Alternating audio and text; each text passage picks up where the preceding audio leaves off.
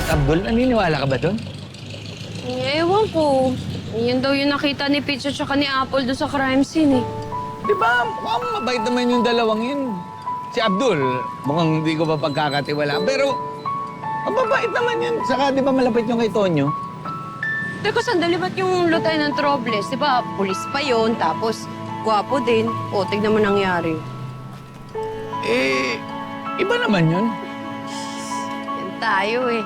Laging iba naman yun kapag hindi mo alam yung sasagot mo. O, sige na, pumasok ka na nga. Basta balita mo kapag may balita ka.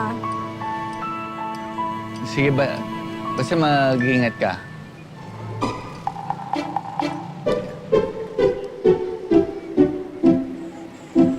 Selena, libre, Ano?